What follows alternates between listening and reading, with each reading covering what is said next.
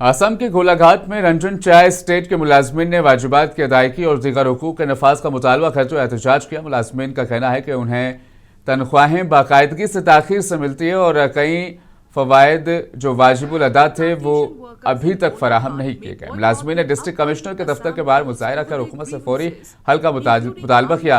एहतजाजी मुलाजमीन ने कहा कि वो कई बार इंतजामिया को यादाश पेश कर चुके हैं मगर कोई हल नहीं निकला। अगर हमारी बात नहीं सुनी गई तो हम इंतखाबात का बाइकआउट कर सकते हैं। मुजाहिरीन का कहना है कि उन्हें 2 साल से राशन भी नहीं मिला और अगर मसाइल हल ना हुए तो वो 9 अप्रैल को होने वाले असम असेंबली इंतखाबात में हिस्सा नहीं लेंगे।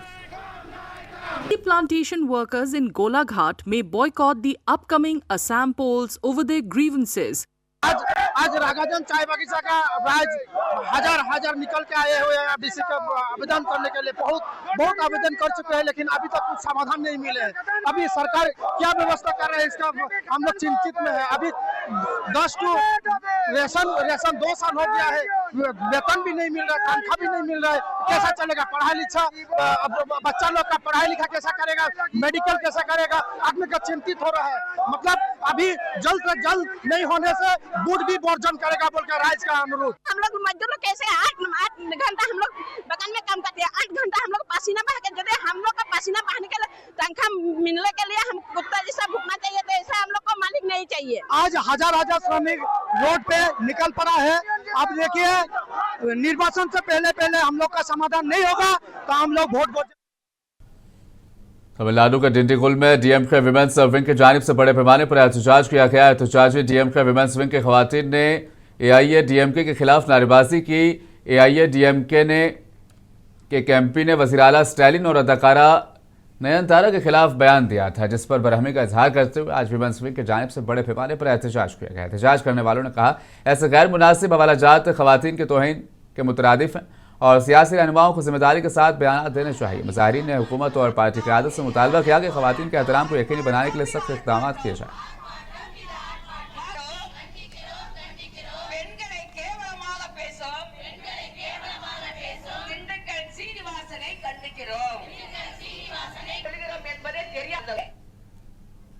दिल्ली में मौसम ने अचानक करवट ले ली है। दोपहर के बाद अचानक मौसम तब्दील हो गया और सूरज गुरूब होने के साथ शहर के मुख्तलिफ हिस्सों में तेज हवाओं के साथ बारिश का सिलसिला शुरू हो गया।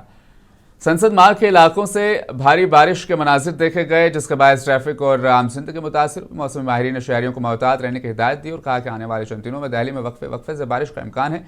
शहरियों ने भी बारिश के दौरान सड़कों और अवामी मकामात पर हिफाजती इक़दाम इख्तियार करने की जरूरत पर जोर दिया।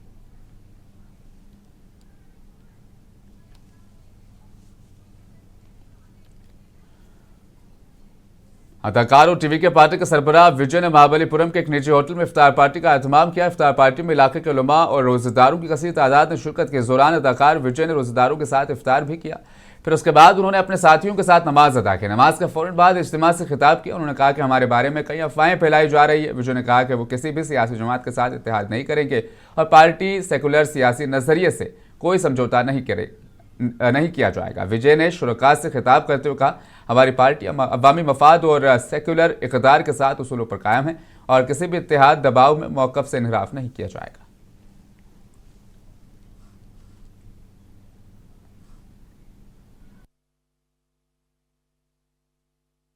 நம்மளை பற்றி நிறைய சில வதந்திகள் அந்த டீம் இந்த டீம் அப்படிலாம் சொல்லிக்கிட்டு இருக்காங்க இல்லையா?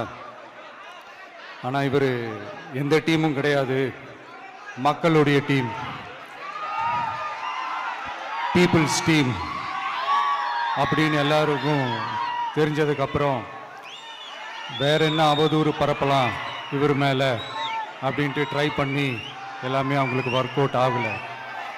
ஸோ கடைசியில் என்ன தான் இந்த விஜயை பண்ணலாம் அப்படின்னு நினைக்கும் போது தான் இந்த கூட்டணி அந்த கூட்டணிலாம் சேர போகிறாரு அப்படின்ட்டு ஒரு பொய்யான ஒரு பிரச்சாரத்தை பண்ணிக்கிட்டு இருந்தாங்க. இந்த நியூஸ் எல்லாம் கேட்டு நீங்கள் கொஞ்சம் கன்ஃபியூஸ் ஆகிருப்பீங்க.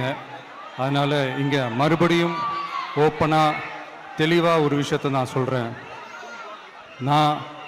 நாங்கள் எப்பவுமே மதச்சார்பற்ற கொள்கைன்றதில் அந்த ஸ்டாண்ட்லேயோ மதச்சார்பற்ற சமூக நீதி என்ற அந்த நிலைப்பாட்டிலேயோ எப்பவுமே சமரசம் வச்சுக்கவே மாட்டோம்.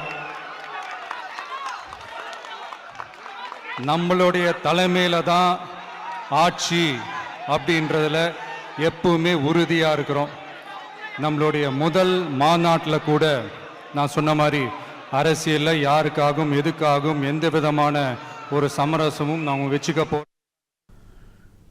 इजरायली हमलों में तो आला ईरानी अहदेदारों की हलाकत के बाद ईरान ने मिसाइल हमलों से इसराइल को जवाब दिया। इसराइल के इन हमलों के रद्दअमल में ईरान ने बुध के रोज़ इसराइल और खलीजी अरब ममालिक की जानिब मिसाइलों और ड्रोन्स की बारिश कर दी। इसराइल के वसती इलाकों में खतरे के सायरन बज उठे, जबकि तेल अवीव में जोरदार धमाकों की आवाज़ें सुनी गई। तेल अवीव के करीब रमादगान के इलाके में ईरान की जानिब से किए गए हमले में 2 अफराद भी हलाक हुए। दूसरी जानिब सऊदी अरब, कुवैत और दीगर खलीजी ममालिक ने भी ईरानी हमलों का सामना किया, तहम ज्यादातर मिसाइलें और ड्रोन्स को फिजाई दिफाई निज़ाम ने फिजा में ही तबाह कर दिया।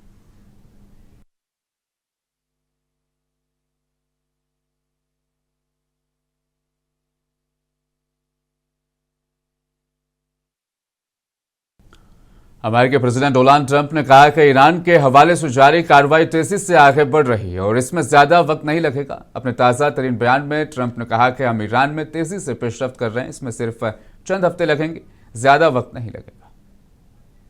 Had to do a little excursion, if you don't mind, a little excursion to take care of nuclear weaponry in the hands of maniacs.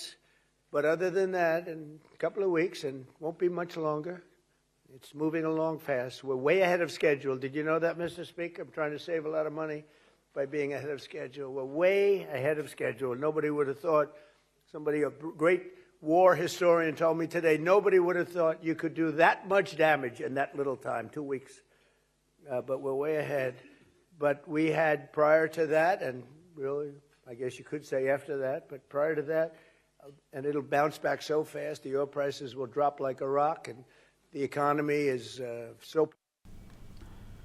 Lebanon के दारुल हुकूमत बैरूत के वसती इलाके में इजरायली हमले के नतीजे में कई इमारतें मुनहदिम हो गई, जिससे इलाके में खौफ इराज फैल गया। इब्तदाई इतलात के मुताबिक हमले में जानी व माली नुकसान का खदशा है और रेस्क्यू टीमें मलबे से बचाव और इमदादी कामों में मसरूफ है। हुकूमत और मुकामी इंतजामिया ने शहरियों से महफूज मकामात पर रहने की हिदायत की है। इसराइल की जानिब से किए गए हमले में कम अज कम 12 अफराद हलाक हो गए और शहर के वसती इलाके के करीब 10 मंजिला इमारत तबाह हो गई।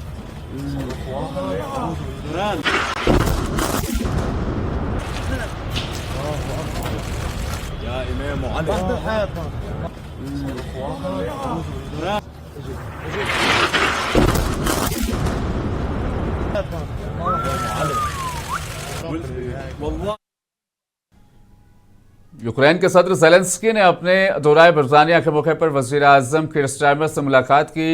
10 डाउनिंग स्ट्रीट पर ज़ेलेंस्की से मुलाकात के दौरान बरतानवी वज़ीर आज़म ने कहा, रूसी सदर व्लादिमीर पुतिन को ईरान तनाज़े से किसी किस्म का फ़ायदा नहीं उठाने देना चाहिए, चाहे वो तेल की बढ़ती कीमतें हों या पाबंदियों में नरमी हो। यूक्रेन के सदर ज़ेलेंस्की ने आलमी बिरादरी पर जोर दिया कि ईरान में जारी जंग के बावजूद यूक्रेन की हिमायत जारी रखी जाए। बरतानवी पार्लियामेंट से खिताब करते हुए ज़ेलेंस्की ने रूस और ईरान को नफरत में जुड़े भाई करार दिया। उन्होंने कहा कि रूस और ईरान की हुकूमतें नफरत की बुनियाद पर कायम हैं।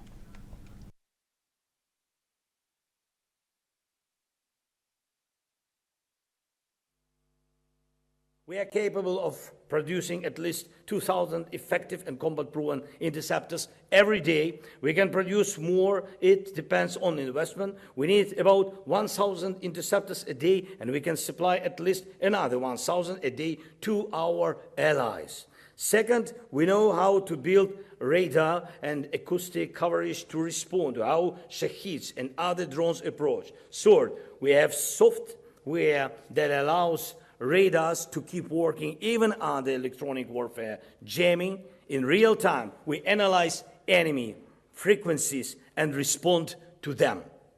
And because of this system, we understand how effective our defense is against almost every attack drones. And we can move our positions and air defense to get better results. This iPad gives full control of the situation because we have a system for using our defense tools. If a Shaheed needs to be stopped in Emirates, we can do it. If it needs to be stopped in Europe or United Kingdom, we can do it. It's a matter of technology, investment, and cooperation. And the fact that we go through this winter, which Russia tried to make deadly for all our families, shows that our solution. Israel और America के मुश्तरका हमलों में Iran के आला security अहदेदार Ali Larijani और buses force का सरबराह general गुलाम रजा सुलेमानी हलाक हो गए, जिस पर ईरान के लिए बड़ा धक्का इसे करार दिया गया है, जबकि खित्ते में ईरान और इसराइल के दरमियान शदीद जवाबी हमलों का सिलसिला जारी है। इस हवाले से आप देखिए इस तफसीली रिपोर्ट को। इसराइल और अमेरिका के ईरान पर मुश्तरका हमलों में ईरान के सिक्योरिटी ओहदेदार और इनकलाबी गार्ड्स की बसीज फौज के सरबराह कल रात हलाक हो गए हैं, जो इस्लामी जमहूरिया के लिए बहुत बड़ा धचका है। इसराइल के वजीर दिफा ने अपने एक बयान में कहा कि सिक्योरिटी चीफ अली लारिजानी और जनरल गुलाम रजा सुलेमानी को मौत के घाट उतार दिया गया है। वाज़ेह रहे कि ईरान जंग के पहले दिन अमेरिका और इसराइल की जानिब से किए गए हमले में ईरान के सुप्रीम लीडर आयतुल्लाह अली खामनाई की मौत हो गई थी। दूसरी जानिब अमेरिका के कौमी इंसदाद दहशतगर्द मरकज के सरबराह जोसेफ केंट ने ईरान के खिलाफ अमेरिका और इसराइल की जंग पर बतौर एहतजाज अपने ओहदे से इस्तीफा दे दिया है। अपने इस्तीफे में उन्होंने कहा कि ईरान से अमेरिका को कोई खतरा नहीं था और इसराइली दबाव की वजह से ट्रंप ने जंग शुरू की थी। जोसेफ केंट पहले ओहदेदार हैं जिन्होंने ईरान जंग की वजह से ट्रंप इंतजामिया से इस्तीफा दे दिया है। जोसेफ केंट के इस्तीफे से मुताल्लिक मुख्तलिफ दावे सामने आ रहे हैं। फिलहाल अमेरिका में इसराइली लॉबी के बढ़ते असर और रसूख पर एक बार फिर बहस छिड़ गई है। कुछ हलके इस वाक़े को इसराइल नवाज ग्रुप के दबाव से जोड़ रहे हैं। अमेरिका में जिसे आमतौर पर इसराइली लॉबी कहा जाता है, वो दरअसल मुख्तलिफ तंजीमों, थिंक टैंक्स और सियासी ग्रुपों का मजमुआ है जो इसराइल के हक में पॉलिसियों की हिमायत करते हैं। इनमें अमेरिकी इसराइली पब्लिक अफेयर्स कमेटी, जे स्ट्रीट और क्रिश्चियन यूनाइटेड फॉर इसराइल जैसे ग्रुप शामिल हैं, जो सियासी मुहिमात, लॉबिंग और पॉलिसी साजी में अपना किरदार अदा करते हैं। माहिरीन के मुताबिक ये लॉबी अमेरिकी सियासत में असर रखती है। उधर मशरिकी वस्ता में कशीदगी में मुसलसल इजाफा देखा जा रहा है। इसराइल और ईरान के दरमियान वार पलटवार से बड़े पैमाने पर जानी व माली नुकसान हो रहा है। ब्यूरो रिपोर्ट, मुंसिफ टीवी।